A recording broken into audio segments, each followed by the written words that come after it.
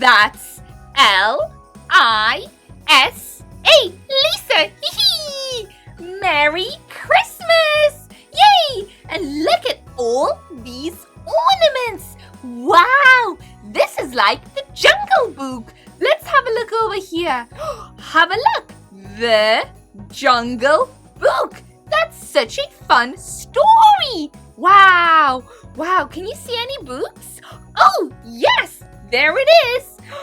Well, let's have a read. Oh, and before we do, can you please hit that big red subscribe button underneath the video? Now, let's start. Wow, look where I am. Wow, I think I'm in the jungle. Wow, it's so cool to be in the jungle. Well, I guess in the jungle, we have to read The Jungle Book by Rudyard Kipling. Now, let's start. If you ever visit the Seeonee Hills, deep in the Indian rainforest, you'll see a clear blue river trickling between tall banyan trees. And on the banks of the river, hidden behind lush green leaves, you might see a narrow entrance to a cave, too small for a grown-up to squeeze into. The cave is empty now, but once it was home to a family of grey wolves. Wow! The wolves spent their days sleeping in the shade of the cave and swimming in the cool water. But at night, they roamed through the jungle, hunting for food. The wolves were fierce hunters, but the fiercest hunter in the jungle was Shere Khan, a terrifying tiger with teeth like knives and eyes like mean yellow suns. The wolves didn't trust Shere Khan. Most of the animals in the rainforest followed the law of the jungle, but Shere Khan thought he should be able to do anything and eat anyone he liked. Whoa, that's scary. So Shere Khan does not follow the rules of the jungle. One warm evening, Father and Mother Wolf were getting ready to hunt when they heard a high-pitched chattering coming from outside their cave.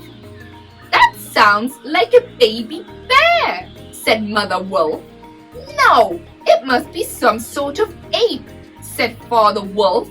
Hey, can you do a baby bear sound? Whoa, that's a really good one. How about, can you do a baby ape sound? Yay, well done. Let's go and see for ourselves. They crept out of the cave, their teeth bared. But when they saw what was making the noise, they sat back on their hind legs and laughed. Hey, how do you think a wolf laughs? Maybe like that? It was a naked human baby, round and dimpled and laughing. It's a man cub, said Father Wolf. He's adorable, said Mother Wolf. Can we keep him? I don't see why not, said Father Wolf. We could bring him up as one of our cubs. Mother Wolf nudged the baby with her nose. He hasn't got any fur, she said. He looks like a frog. Ribbit, ribbit. Let's call him Mowgli, said Father Wolf. Mowgli the frog. Mother Wolf picked Mowgli up by the scruff of the neck and carried him inside the cave. Soon he was screaming and playing with the wolf cubs, copying their howls as they asked their mother for dinner. As Mother Wolf was feeding them all, they heard another noise from outside the cave, a deep, dreadful roar. Who's there? Called Father Wolf. Shere Khan! Mother and Wolf looked at each other. Their furs stood on end. What do you want? Asked Mother Wolf. My dinner, said Shere Khan. A little man cub. Have you seen him? We have, said Father Wolf, but he's not your dinner. We're going to adopt him. He's our son. We'll see about that, growled Shere Khan. He tried to squeeze into the cave, his jaws snapping, but he was too big to get inside. He roared with frustration, filling the cave with thunder. Leave my family alone, snarled Mother Wolf, her eyes like green moons in the darkness. The man cub isn't part of your family, growled Shere Khan. Tomorrow, I'll call a pack meeting on Council Rock. We'll let the leader of the pack decide whether the man cub is yours or if I can eat him. Oh no! The following night, a full moon painted the rainforest silver. Father Wolf and Mother Wolf gathered on Council Rock with all the other jungle creatures, jackals and bears and birds and panthers and hundreds of wolves. Together they howled at the moon. Akala, the old grey wolf that led the wolf pack, stood up on the highest rock and called for silence. We have come here to decide the fate of the little man cub, he said. Father Wolf and Mother Wolf nudged little Mowgli towards Akala. Here he is, said Mother Wolf, but we have adopted him as our own. But he isn't theirs to adopt, growled Shere Khan, pushing past the other animals to the center of the circle. He's mine! The wolves began to howl again, but Akala called for silence. The law of the jungle says that if there's a disagreement about whether a cub should be accepted into the pack, two creatures must speak up on the cub's behalf, who are not his father and mother, he said. Who will speak up for this cub? Who? A sleepy brown bear rose up on his hind legs and grunted. I will. I'll teach the other wolf cubs the law of the jungle, and I can see how well Mowgli fits in already. Thank you, Baloo, said Mother Wolf. Who else? Said Akala. No one spoke up. Shere Khan grinned, a horrible grin, and prepared to pounce on Mowgli. But then the wolves saw something creeping through the crowd, like a shadow. It was a black panther. He stepped into the spotlight cast by the moon, his fur glistering like the sea at night. I'll speak up for the man cub, he said. Why shouldn't he live in the jungle? He's a weak, defenseless thing. He won't do us any harm. But he'll grow up to become a man, growled Shere Khan, and we all know what will happen then. He'll hunt us for our hides and turn our tusks into trophies. Silence, called Akala. I have made my decision.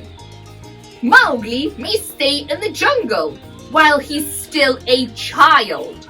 But when he becomes a man, he must leave and join his own people. Mother, Father Wolf, and their cubs howled in happiness. Mowgli laughed. He was too little to know what was going on.